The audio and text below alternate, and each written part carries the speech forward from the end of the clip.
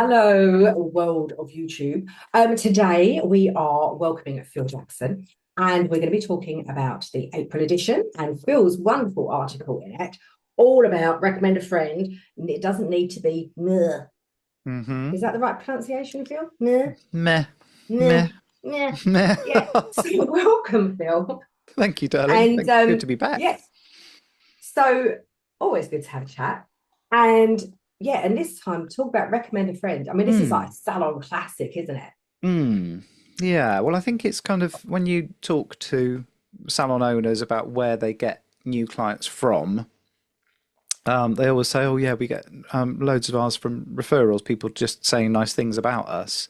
Yeah. And yet, it kind of seems a bit illogical to me then not to have something in place that encourages that and rewards that and nurtures Hmm. that and pushes and leans into that. And I'm not saying that referrals will work on their own. And I did, in fact, one of my podcast episodes next month is about how even if somebody recommends you, they're still going to check you out on Google, or they're still going to Oh have a God, look yeah. at Instagram because they need to know that you're a good fit Yeah. as well. So it doesn't necessarily stand on its own, but I think there should be something in place in the salon to kind of nurture it and push people to think about referring you, Yeah. because I think sometimes they just need a little nudge, and that's what the article was all about this time. Yeah.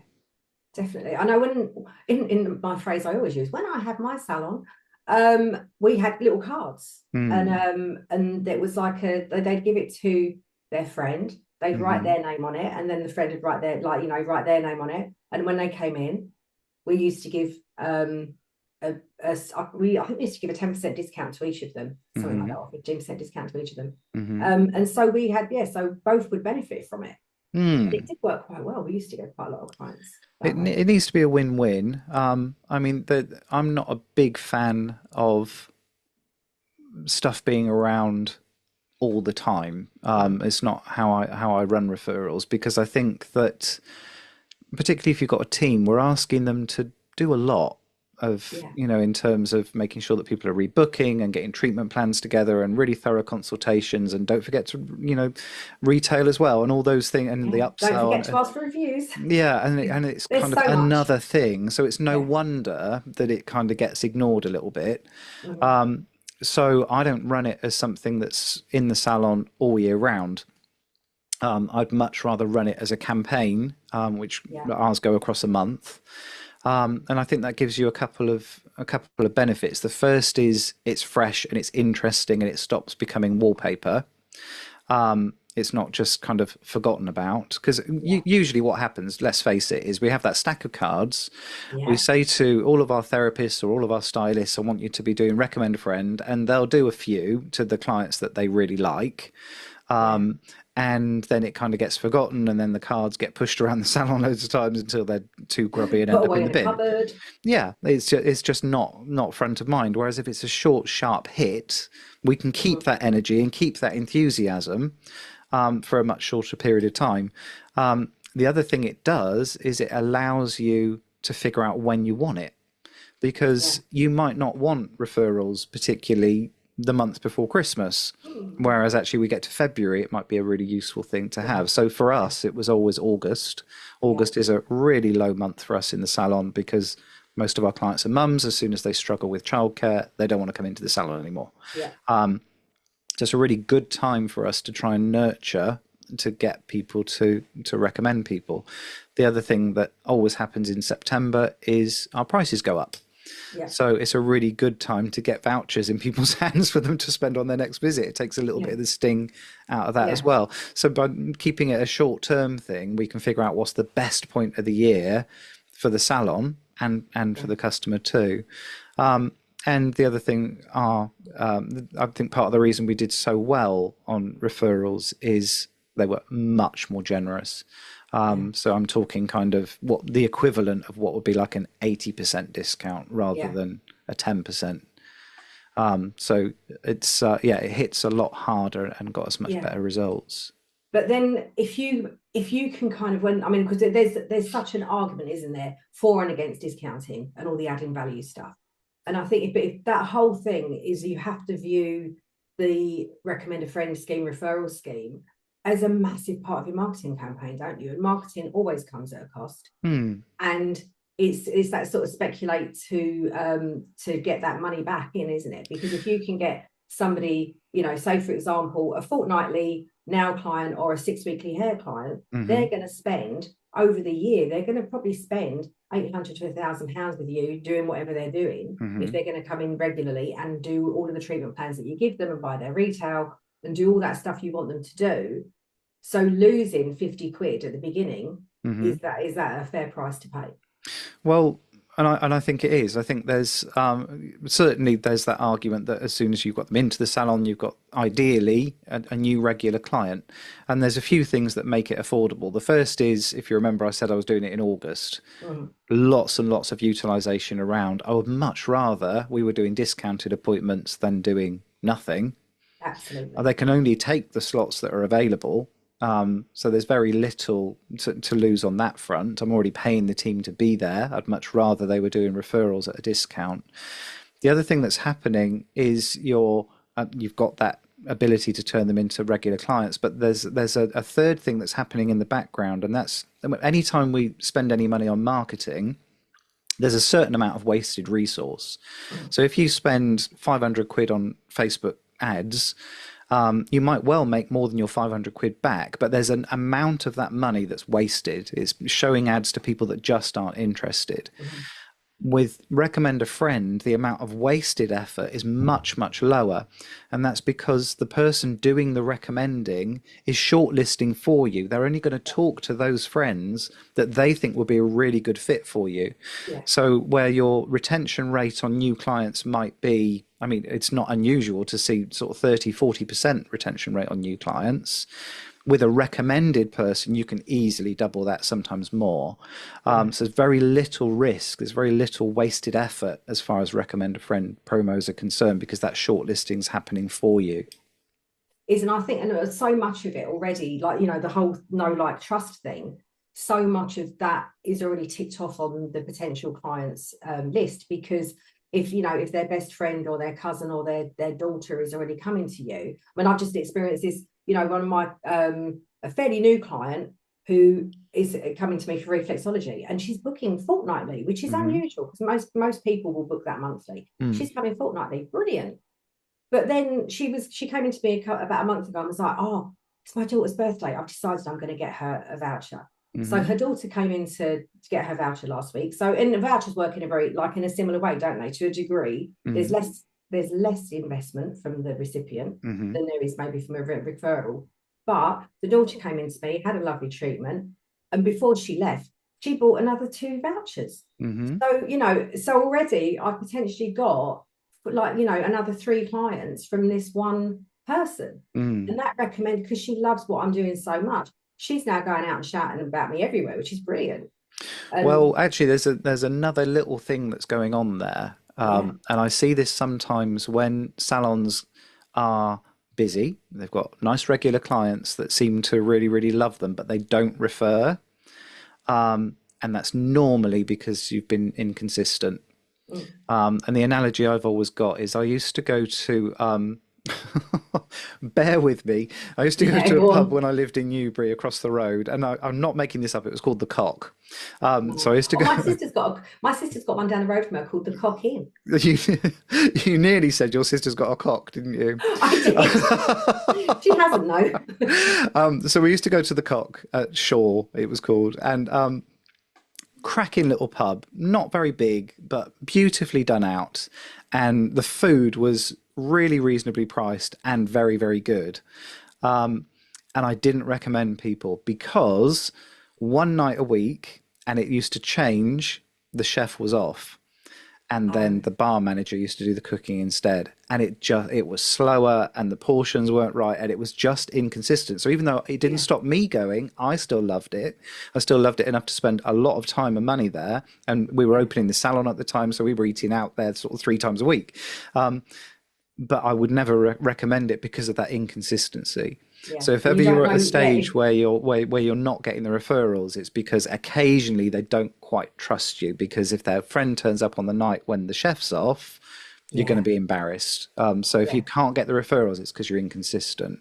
Yeah. And I think that's a massive thing, isn't it? We had an experience years ago. We'd been on holiday to Portugal, loved it. We came back raving to our friends, you have to go to the Algarve, it's the best place ever.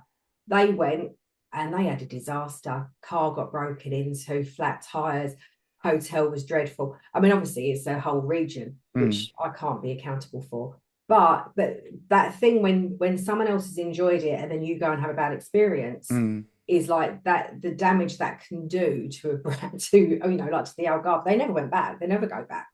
And it's They not had just the such a bad damage that it does experience. to, it's not just the damage that it does to the brand. Actually, Yeah, there's a weird thing where there's a little dent on your friendship. yeah, yeah. And she does, and they still bring it out now. I mean, that's going back like 30 odd years, and it will still come up in conversation. Well, you told us to go there. It's like, and we don't want that, do we? So like that whole bit of it is, I mean, to a degree, it's just, it's client journey, isn't it? It's like you've got to make sure that all of those bits are right before you refer.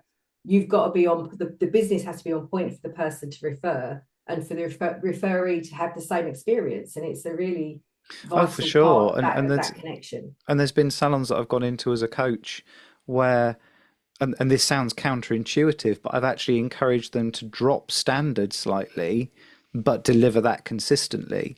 Yeah. We used to get this with reception. It's one of the reasons, not just financial, but one of the reasons that we got rid of receptionists, is because if you've got a full-time receptionist, they're still not there all the time because, Yeah. they're going to be on holiday, they're going to take breaks, they can't do 3 late nights a week. There's only so many hours they can do.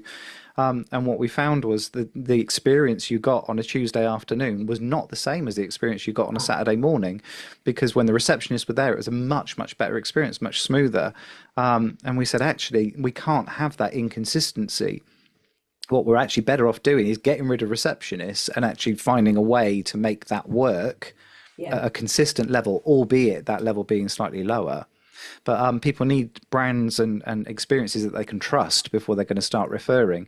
I mean, I suppose the massive example of that is something like McDonald's, which is, from the outside, it is certainly not the best burger in town. It's just Goodness, no, it's not. not. But you can guarantee if I came to your local McDonald's, it would be probably about the same standard as the one that's down the road Yeah. from me. Just hopefully they'll remember to put your fries in the bag. Yeah, yeah. Because that's what I always, we used to have where we used to live, we used to have a local McDonald's, and it didn't matter what day, what time, you used to like sit in the thingy queue, like the drive-through, and you'd get home and they'd have given you something wrong. And it was the amount of times I found, I mean, we used to get quite a lot of free food because they just forever would get stuff wrong, where they must have just had most of their core team that worked on the drive-through just didn't care. And the consistency was that you would always get something missing, or you would always get the wrong order. And I think it's and you don't want to be known for bad inconsistencies. You want to be known for good consistencies even. Yeah. It's major part of it. And if you have it all systemized, it kind of makes it work, doesn't it? And I really like the idea of this like annual event, or even doing like it twice a year, isn't it? It's like we know we have troughs in our year naturally, one of them being the school holidays, and the other one, I used to find January we used to be quite busy because you'd have all the vouchers coming through and stuff, so you were busy, not necessarily making money because it was voucher money that you'd had in November or December. Although really you should be putting that away and bringing it forward when your vouchers come back in, but it's a busy month. And then February tends to drop off a little bit. And I think, doing it at those points makes a lot of sense, doesn't it? Because if you can get new people through the door in your quieter times, it's got to be more beneficial, because you can pay more attention to them as well, can't you? And start that nurturing process at a point when you have a little bit more time and you're not back to back and you're not running around like headless chicken. Absolutely. That on December the 20th is never a good look. No, not at all. Can we just go back to the discounting conversation a bit? Is that okay if we kind of skip back a little bit? Because I know lots and lots and lots of business coaches will spit on me for saying that it is all right to discount. But what's not all right is to discount for the sake of it. You've got to be offering something, that the client's got to be bringing something in return. And for me, that something is a change in behavior. So if you've got, let's go back in time to the big financial crisis, 2009, 10 through to 11, what we found was that I was expecting people to really cut back, and they did, but not in the way that I expected, because the average bill didn't drop, but the frequency of visit dropped. Yeah. And the frequency of visit went from sort of 4 point something weeks to 6.7, I think it was, almost overnight. Well, that's the same as losing about 50% of our clients. That was We're seeing huge that for us. cycle again at the moment, aren't we? For sure. People just leaving it longer in between. So what we brought in was a rebooking discount. Because what I was swapping was a discount in exchange for a change in behavior. So you had to rebook on the day, and you had to rebook for a visit within 6 weeks. Yeah. And then you could get a discount on that. And I was more than happy to do it, because I was offering, I think it's still in place actually, I think it's a 15% discount, but that was bringing in, potentially 50% of my clientele a lot more sooner. So I was more than happy to do it. And what I've noticed is the bigger the change in behavior, the bigger the discount needs to be. And I see this so much with new client offers, where people are like, oh, it's 10% off for new clients, 20% off for new clients. People are not sat at home thinking, oh God, I wish there was somewhere I could go for waxing. They're already going somewhere. There's already a pattern of behavior there. There's already a loyalty that's been built up there. For you to break that with a discount is going to cost you a lot more than 10%, 20%. Because what we've noticed is people will put up with quite a lot rather than chance somewhere new. It's better the devil you know. So they'll go to salons where they're not thrilled and they're not particularly happy, but that's still better than taking the gamble. And particularly when you get to some of the more intimate services, taking a gamble to go somewhere new is much, much worse than just putting up with the shoddy job that I get at the moment. So if you want to try and bring that client into your salon, and we all need to do this, by the way, because there are, not a popular opinion, there are too many salons, there are too many therapists, there are too many hairdressers for everyone to be busy. There's just not enough people to go around. So if you haven't got the utilization that you want, if you haven't got the capacity filled up that you want, you are going to have to get clients from other salons. There's no other way about it. And a 10% discount's not going to do that. No. And I think as well, actually, that alludes to something we were talking about before we started recording, where I was saying about the fact that the baby boomers are a generation that are starting to disappear now. They're, the upper end of the baby boomers are starting to be the ones that are passing on. And so they're the biggest generation for such a long time. And all the generations following them are smaller in number. And so we're going to see this decline in clients, because we've built an industry based on having the baby boomers around. And in actual fact, our market is shrinking. Well, that baby boomer thing kind of artificially kept us going for a bit. Because the other thing that was shifting during that period, and certainly the 20, 30 years, going back 20, 30 years, was, if you remember, people used to go to the salon once, twice a week. For, they'd have their, my mum even used to go to the salon and have her hair set and put up, and then she would go later in the week and have it dressed out and all the rest of it. So that behavior started to go away, because it wasn't like you woke up one day and went, oh, do you know what? I'm going to start going for a set every week. It just doesn't happen. But the boomers kept us going through that, because there were more of them. So we could afford for people not to come in a couple of times a week by increasing our prices, bringing in extra services, which kept people coming regularly. But there was a bigger market. What we've got now is they're still not coming into the salon a couple of times a week, and there's also less of them as well. That is a trend that's going to carry on. And there's too many salons. My estimate is there's about 20 to 25% too many salon businesses in the UK. So some are going to have to go. And it's difficult, isn't it? But I do think, like, that whole thing of like giving a big discount. Salon chain I used to go to, I think they were down in Kent. They had I don't even know what they're called. I don't think they're called. They used to be called Raw, and they're not called that anymore. They're called something. It doesn't matter what they're called now. But they had about 6 to 8 salons across North Kent and Mid Kent, and every single Tuesday was new client Tuesday. And they used to give like 40-50% off on all of their services on a Tuesday, or all their colours or something like that. I can't remember what the deal was now, but you could get that deal if you went on a Tuesday. You could get rebooked if you did X, Y, and Z. And they had that kind of mentality that if you were fulfilling and filling their books, they're gonna reward you massively. And it was it was, and they were always that Tuesday was I can't remember what it was. Maybe they did like a discount on colour or something on a Tuesday. Mm. Because it was at a point when I was colouring my hair, and maybe that was why I used to go on a Tuesday. I can't remember what the deal was now, but there was a thing that if you went, and of course, Tuesday in a salon is a quiet day. Can be, yeah. So yeah, so fill your books with that, and then those people, if you don't want to pay, then go on a Tuesday, and if you can pay, or you want to pay, or you want to go on a Friday, people used to take time off, I think, to go in on a Tuesday, book a day's holiday, so they could go and get their hair done cheap. Well, yeah, if you're going to earn less than the discount, then it's a no-brainer, really, isn't it? Yeah, it's a And no-brainer. it's a nice, pleasant way to spend an afternoon, I would But they had argue. that scheme, and they used to do like referrals. I can't remember what their deal was now, but they used to give it was an amazing deal for referrals. Yeah, and it kind of needs to be. So in my salon, it was new client gets a haircut for a tenner. And bearing in mind, our haircuts are like 75 quid plus now. New client package is 87 plus, I think it is. So it's a huge, huge discount.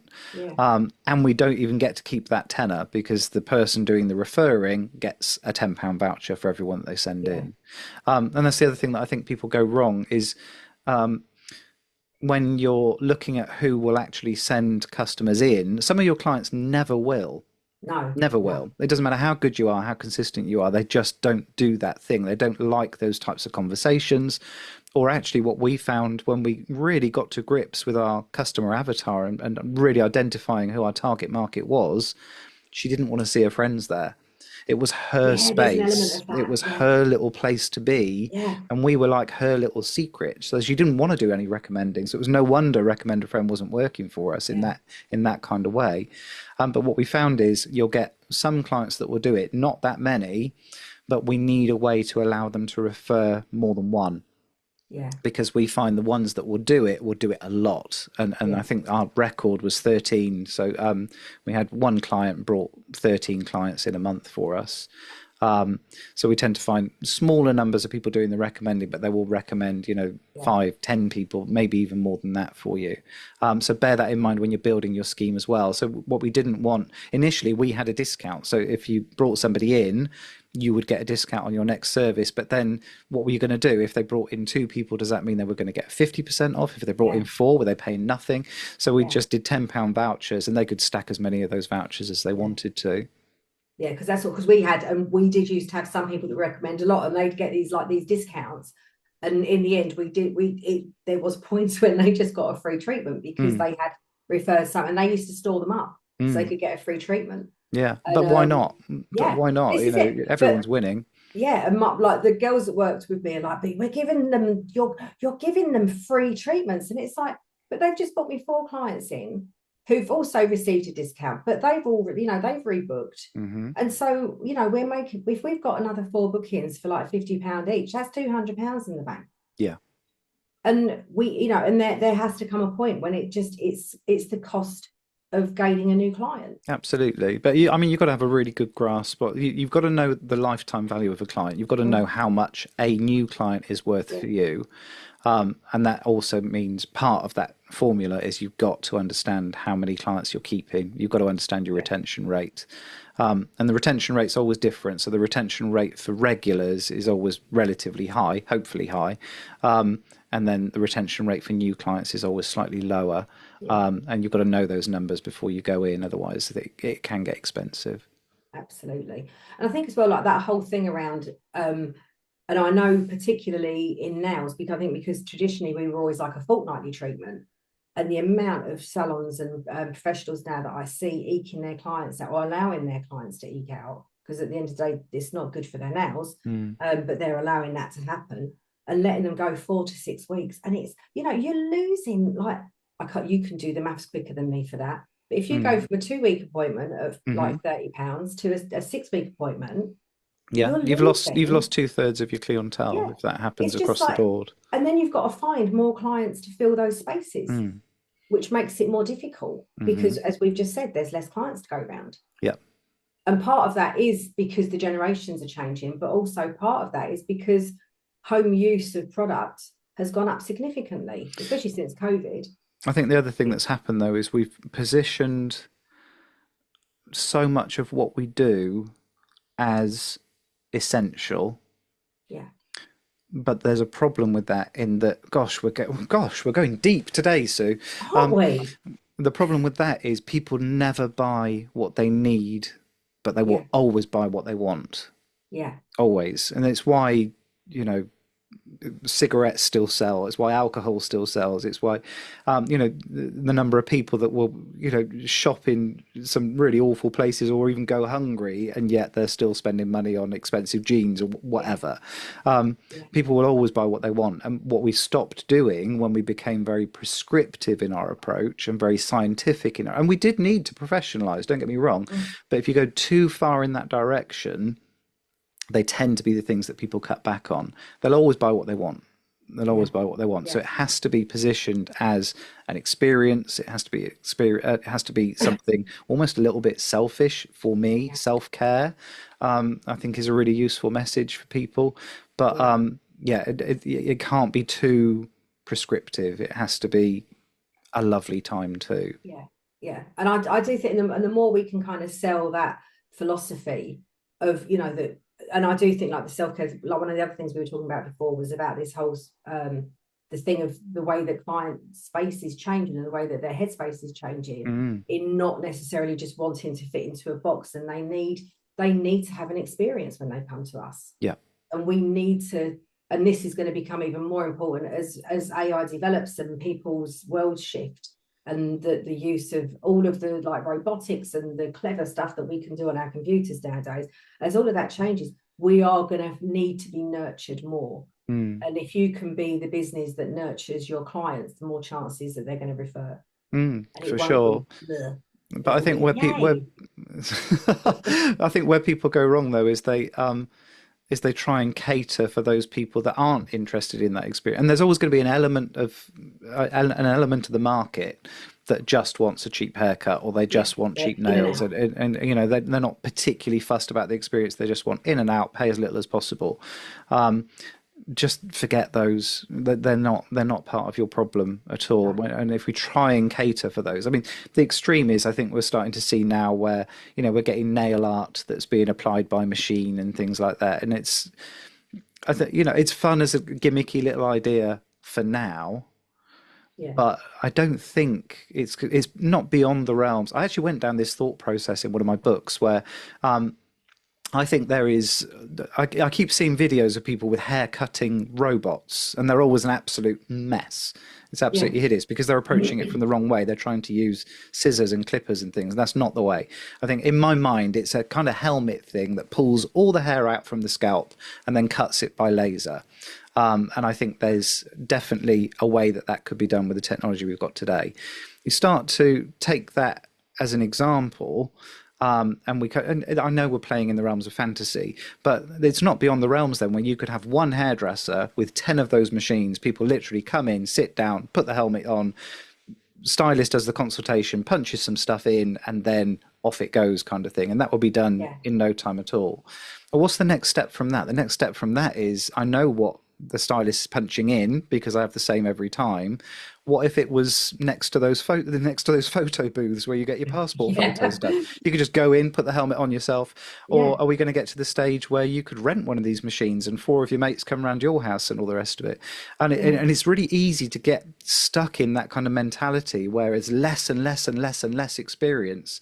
And there will be for that bit of the market. But there's still a place, and a very rewarding place, where we can actually make that a much nicer experience, and we can yeah, actually make it a much more luxurious, personal experience. yeah, And that's where we need to lean in. That polarization is going to happen across all elements. yeah. There's that. There will be a time when you can go in and get a convincing massage robot, and that's fine. Yeah. Let that I side of the don't think market I do don't that. think I'll be doing that. But yeah, it's true though, isn't it? And I think I've coined this phrase in the last couple of weeks about, as we, particularly with what we provide for our clients, we are humans making other humans feel more human. Hmm. And that's kind of what our niche is going to be going forward, I feel. Mm. Because Yeah. we have to, everything we do is about being human, and we deal with every client that walks through the door. We deal with their emotions, we deal with their baggage, we deal with, if they're having a celebration, if they're having, going through grief, whatever it might be. And And I know that ultimately AI and robots will be able to empathize with a lot of that, but they're not necessarily going to be able to show that same emotion and that reflection that we give as humans. That's a really interesting one, and I'm doing some research at the moment around the use of AI therapeutically. Mm, And it is kind of fascinating because I suppose if you're being glib, you kind of go, okay, AI can't feel, no. so it's faking empathy. Mm. But then, have you never faked empathy ever in your Oh God, life? I mean, let's face it, do what we do for a living, we fake it probably a huge amount of the time Well, there's because, going to be one client in everyone's column where you kind of go, I can oh, it's make the right Gloria. noises, It's just, it's in everyone's. So yeah, that faking of empathy thing, I don't think is the limitation on it at all. The other No, thing that I think is really interesting, and we're only just starting to see that the beginning of this bit of research now, is the stuff that people don't want to talk to a human about because they're yeah, shamed. yeah, And there's things absolutely. that they'll discuss with AI because it feels safe. They don't want the judgment that comes from talking to Yeah, another human being. Well, okay, we're not therapists, but let's extrapolate that a little bit. Are there people that don't want an intimate wax from a human being? Actually, I'd be much more comfortable getting my pants off in front of a robot if that's okay with you. It's not beyond the realms of comprehension as to why people might think in that kind of way yeah. around some of the services that we do. Yeah, absolutely. Do you know, and I love Mo Gaudat, the ex Google exec, and his take on AI because he was one of the first creators of AI, and he was saying I've seen him talk a couple of times, and he speaks about the fact that the AI, it will be able to understand and fake or create empathy. It'll be able to understand nearly every emotion, and the only emotion he felt it would ever be challenged by is love. And I think because it's such a it is literally heartfelt, isn't it? And it's just, and it's a swell, and it won't be able to feel the physicalities of it in any way whatsoever, and therefore replicate it. Well, I think it's about the purpose of emotion, and Mm, the purpose of love is actually biological, because mm, if you're in love with someone, you're much more likely to procreate, and yeah, that's for the good of the species. AI is never going to have that no, biological need, so it has yeah, no need for love. But I yeah, think any of the other emotions, he's absolutely right, because if you think about where emotions come from, so much of it is trained and learned. All right, it's trained and yeah, learned when you're a toddler and you're yeah, making sense of the absolutely, world and yeah, interacting with people and what your parents and all of the wonderful influences that we've all had yeah, over the years. Well, AI can be sucking in those bits of information, albeit in a yeah, different format and a yeah, lot more quickly. yeah, So it can learn all those emotions, but without the biological drive, it doesn't yeah. need to feel love. I think that's probably where that's coming from. Yeah, it is. It's when I first heard him say that. I think I was at an Expert Empires event, and he was the keynote, and he had the whole audience were just weeping with some of the stuff. Mm, It was so moving. So mm. well worth, you can go and check his podcast out and stuff. But he's an amazing speaker on all of this stuff, and he's just trying to make a billion people happy. That's all he's trying to do. Put a smile on a billion people's faces. But anyway, we have digressed, haven't we, from client referrals Well, into do you know what whether though? AI is going to be able to experience love. I think sometimes these things need to just be. I mean, at the end of the day, there's the magazine. Go and buy Yeah, it. The yeah, article that we're talking about is on page 25, and then we can just talk about other stuff. yeah. It's, But the thing is that I do think it's important because we do need to understand that we are all on the precipice. Well, no, I think we're sort of tipped over the precipice, and we're sort of like running down the hill, aren't we now, of what AI is going to bring to us and what it can do. And you're way ahead of me. I'm kind of quite ahead of a lot of people, but it's like, but we can make this stuff work, and we can use, I mean, I'm sure you've got a whole theory on AI to use in a way that you can create an amazing referral system. Maybe that could be something you need to do next, Phil. In I amongst all think, those other little goodies that I know you're doing. yeah, for sure. Well, yeah, I've got my AI program, Yeah, which is AI by your side, because I think that we all need AI by our sides yeah, in a lot of ways.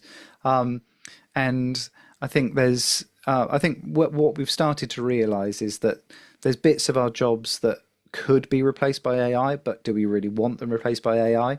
And then there's bits of your job and there's bits of everyone's job that just don't fill you with joy or take way too much time. And I'm sure, someone came along with a bit of AI that made editing this video really, really easy for you, or the Yeah, publishing and distribution of it really easy for you. You bite their arm off because yeah, you can do it. It doesn't mean you should be. It doesn't mean it's the best use of your time. And actually, I think that's where the opportunity is with AI, is to take some of those tasks that fill up your week, fill up your calendar, that just make you kind of roll your eyes a bit. And there's just stuff you'd rather do. And I would rather, AI frees up my time so that I can spend time with my clients and yeah, invest in those relationships or go for a walk. yeah. That's where This is AI yeah. comes in. It's yeah. We need to use it for all of these things, and it is like like your referrals and stuff. There's ways of using AI to automate that. And Mm, I think all of these things that we have to do repeatedly again and again and again, and whether that's once a year doing a referral scheme or twice a year or doing it at different whatever regularity you want to, hmm or it's about holding people's color histories and stuff or nail color histories or what they had on their face. AI can automate all of that. hmm There'll be a point if you actually thought about it sensibly, whilst you're talking to your client and saying, oh, today we're going to use da da da da da, there'll be an AI that can sit in the room listening to you, writing all that down for you. It's already happening actually in Yeah, GP surgeries, believe it or not. They've now got recorders in the room taking notes because, yeah, unfortunately, we're in a situation now where a GP appointment is 4 minutes yeah, sometimes, yeah, 6 if you're lucky. And what we've started to see is that GPs aren't always amazing at being empathetic and present and prescribing, and also being amazing note takers. yeah, So AI is sat in the room taking the notes for them. yeah, Is there going to be a time when we can kind of go, okay, given access to all those notes, do we need the GP at all? I don't know. That perhaps that's the next stage of it. yeah, But yeah, maybe. if it's robust enough to be used in that situation, it's certainly robust enough to take Yeah, your color notes or your treatment notes for you. yeah, Or even just, I think there's a huge amount that I'm doing with AI at the moment, which is just presenting stuff in a way that you understand. And we talked about financial reports before we came on air mm, and how baffling that can be. Now we can use AI to go, do you know what? Here's my end of year accounts, but I don't understand them. yeah, Make it pretty, make it yeah, readable, make it scannable, give me some graphs, give me a feeling about what's going on in yeah, the business which I can actually relate to. And yeah, AI is superb for that sort of thing, and yeah, that's the brilliant. kind of thing we're teaching in the program. Yeah, it's so good. Anyway, we probably should leave it here, shouldn't we? Because we've Yes. been on this one for quite a while, and but I think everything we've covered gives so many takeaways and so much food for thought for people, because AI is massive, and our industry and those that are working at the client face at the moment are busy at the client face, and they're not necessarily catching up with a lot of this AI stuff. So Mm. it's always good to kind of share the knowledge. Yeah, for sure. I think it's I saw a quote somewhere. I'm not clever enough to come up with this sort of thing myself, and it was, AI is not going to replace you as a hairdresser or a beauty therapist, but you might be replaced by someone who's a hairdresser who gets AI. Yeah, yeah, definitely. It's going to make our lives a lot easier Mm. and automate all that stuff that drains us. Anyway, let's leave it there. And yeah, thank you very much for coming on, Phil. No, thanks so much, Sue. Okay.